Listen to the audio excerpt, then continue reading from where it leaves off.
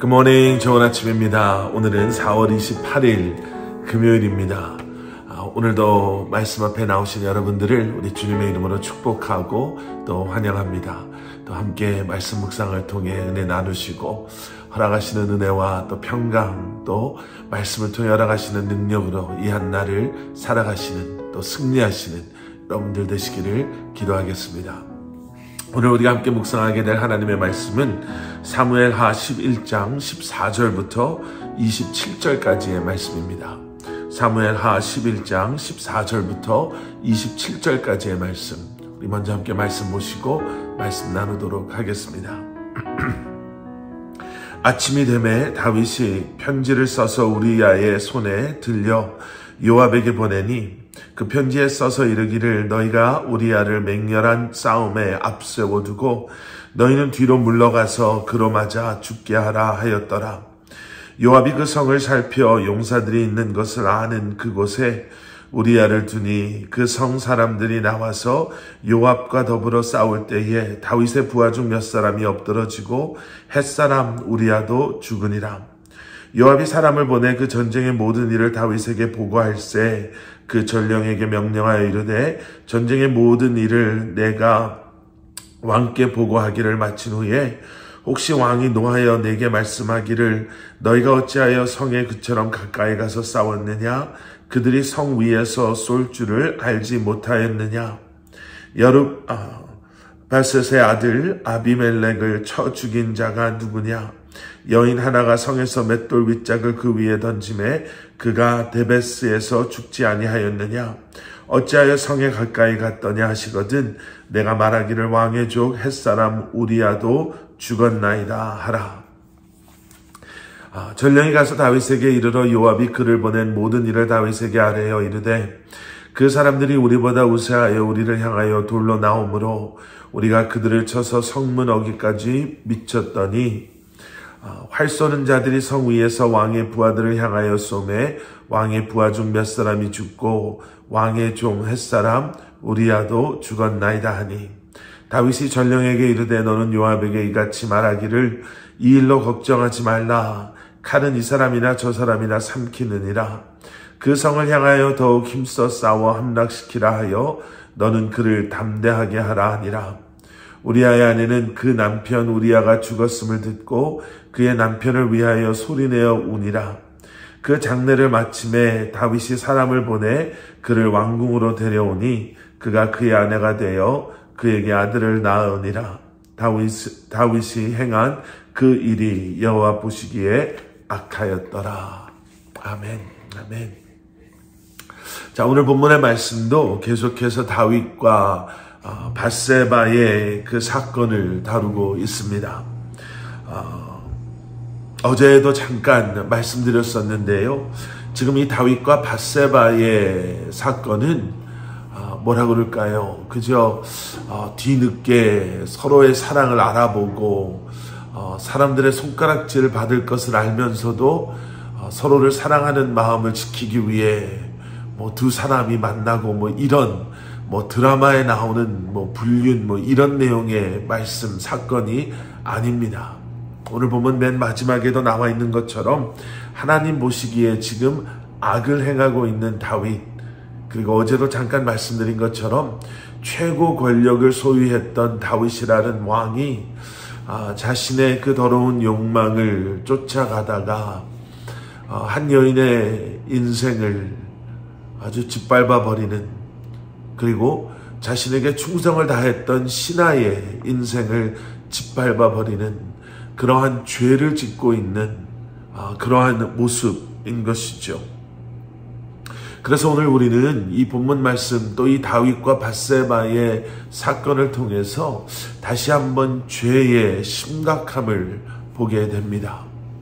죄의 심각함에 대해서 우리는 여러 가지를 말할 수 있겠지만 우리가 오늘 말씀을 통해 그리고 다윗과 밧세바의 이 사건을 통해서 짚어보기를 원하는 것은, 여러분, 죄는 어떠한 아이솔레이트된, 이렇게 동떨어진, 분리된, 독립된 하나의 사건으로 남지 않는다라는 것이죠. 죄가 더 큰 죄를 불러오고 연결된다고 할까요? 연속성이라고 할까요? 그 죄로 말미암아 점점 더 심각해지고 비참해지고 더 악해지는 그러한 상황과 우리의 모습을 보게 됩니다.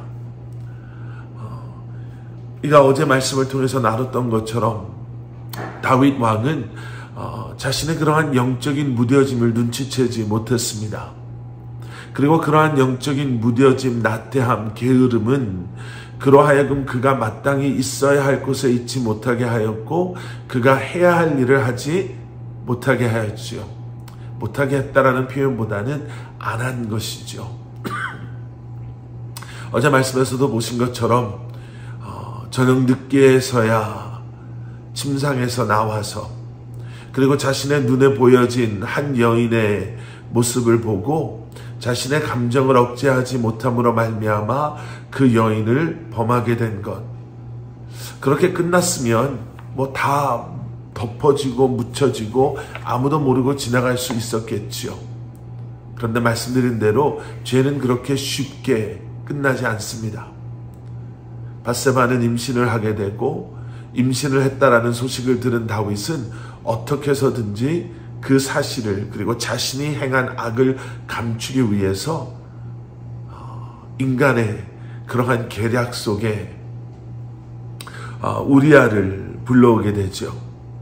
그런데 다윗 왕의 계획대로 되지 않습니다. 그래서 오늘 본문 1절의 말씀을 보시면 그 우리아를 다시 전쟁터에 보내면서 다윗은 우리아의 손에 자신이 직접 쓴 편지를 요압에게 보냅니다. 우리아는 그 내용이 뭔지도 모르고 충성된 사람이었기 때문에 왕이 시키는 대로 자신의 운명이 담겨져 있는 그 편지를 요압에게 전달하지요.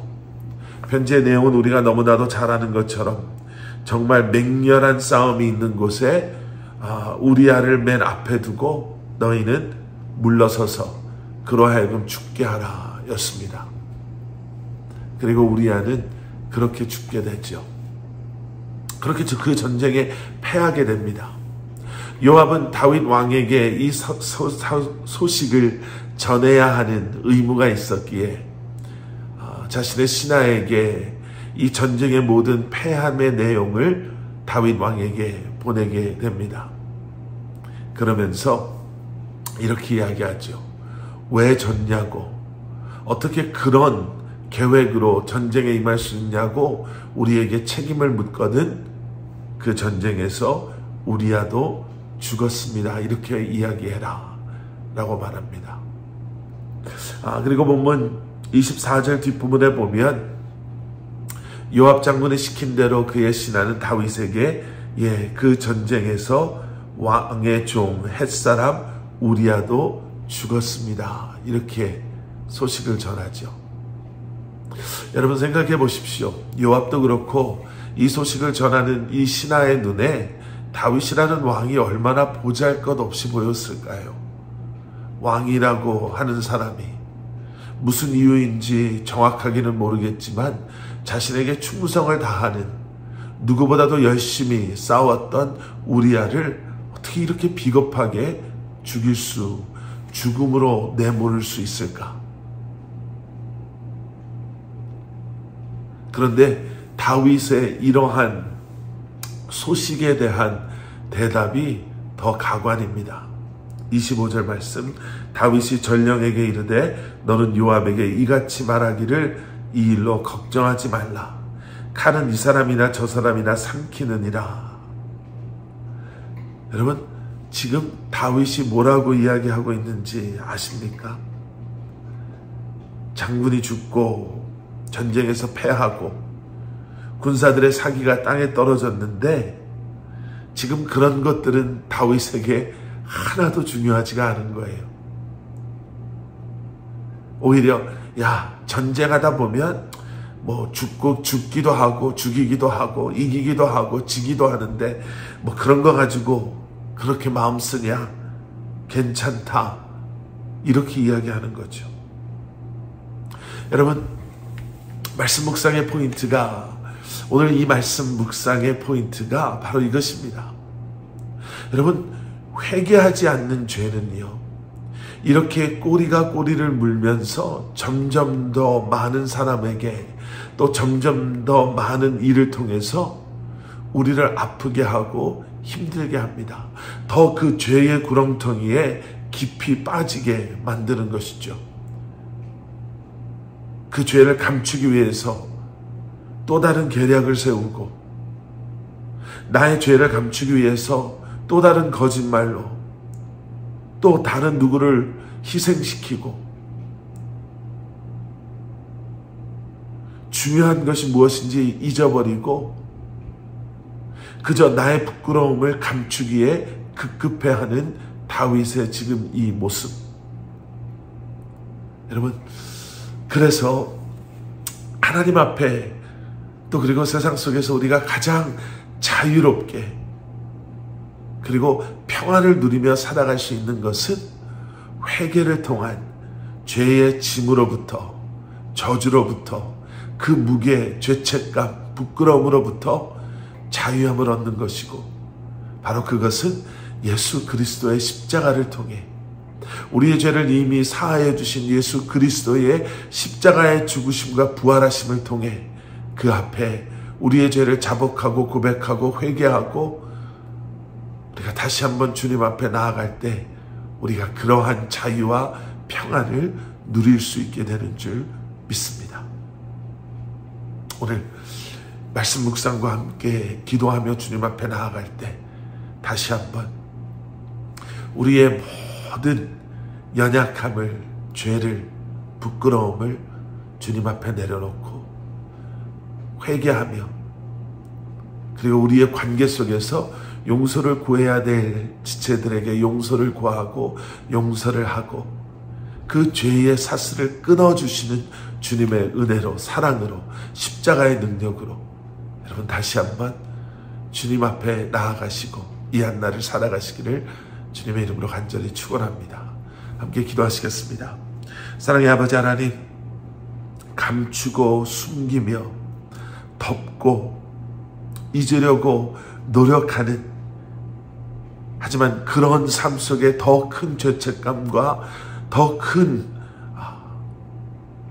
죄의 무게 속에 짓눌려 살아가는 것이 아니라 주님 앞에 회개하며 이미 나의 죄를 위해 죽으시고 부활하신 예수 그리스도의 이름을 부르며 예수 그리스도의 십자가 앞에 우리의 삶의 모든 것을 내려놓음으로 말미암아 참된 자유를 누리고 주님과 동행하며 다시 한번 하나님의 자녀된 삶을 살아갈 수 있는 저희들 되게 하여 주시옵소서.